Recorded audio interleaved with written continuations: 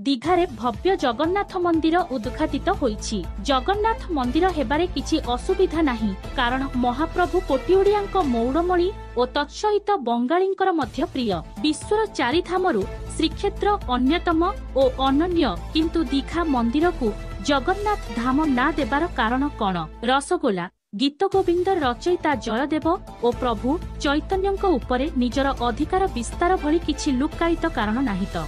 दीघा जगन्नाथ मंदिर प्रतिष्ठा उत्सव रे जोगदेई विवादीय होइथिबा श्रीमंदिरर वरिष्ठ सेवायत तथा दैतापति नियोगर संपादक रामकृष्ण दास महापात्र सेठारे एक बंगला टीवी चैनल को साक्षात्कार देई कहिथिले, पुरी मंदिर दारु विग्रहଙ୍କ नवकलेबर समय रे बळी जाइथिबा काठरे दीघा मंदिर ठाकुरଙ୍କ मूर्ति निर्माण करा जाइछि। एहाकु से निजे पुरी रे तयारी करी आनिछंती।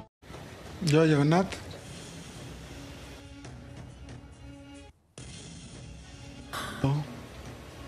मंदिरे जगन्नाथ नामे माननीय मुख्यमंत्री जगन्नाथ मंदिर बोले नाम दिए,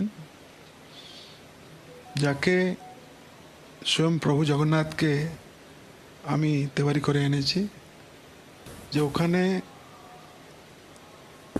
12 वर्ष 19 वर्ष अंचल अंतरे যখন নবকলেবর হয় তখন যে দারুব্রহ্মকে আমাকে স্বপ্ন হয় যে দারুব্রহ্ম কাঠ আমরা আনি সেটা প্রভুরকে হবার পরে কিছু কাঠ আমাদের কাছে থাকে মন্দিরের ভিতরে। যখন আমাকে যখন মমতা ব্যানার্জি বললেন যে এখানে একটা মন্দিরতে প্রভু বসবেন, তো আমি শুনেছিলাম যে এখানে পাথর মূর্তি বসবে বলে, কিন্তু আমি তখন বললাম না, পাথর মূর্তি না, বসলে দারুব্রহ্ম মূর্তি বসবেন, ওনার প্রাণ প্রতিষ্ঠা হবে, ওনার পুজো হবে। তখন উনি বললেন না, আপনি এটা করে আনবেন সে ঠাকুর। তেবে সে পুরী রে পৌঁছিবা পরে নিজ স্বর বদলাই এহাকু খণ্ডন করিছন্তি।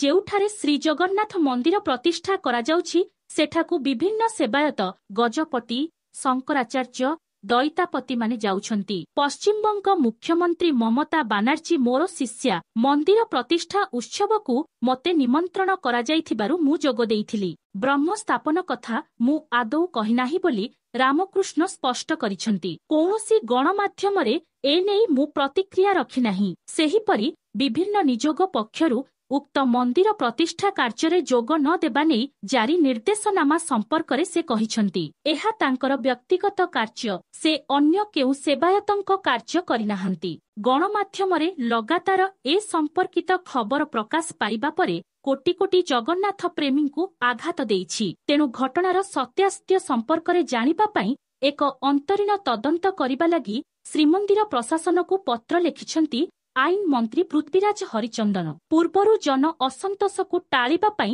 सरकार एभଳି तदंत घोषणार अनेक नजीर अछि। पूर्वरु ब्रह्म परिवर्तन रे विभ्राट, श्रीमंदिर को मोबाइल निषेध, रथुपर को मोबाइल निषेध, यात्री को माड़गाड़ी, महिला सांबादिकांकु सर्वसाधारण रे आक्रमण परे होइथिबा तदंतर निष्कर्ष कोन मिलिछि। राज्य सरकार, जिला प्रशासन और मंदिर प्रशासन सबु जानी आखि बंद रखुछंती तदंत आଳରେ। आगको देखिबाकू बाकी रहिला तदंतर फल और दंड विधान केबे हेउछि।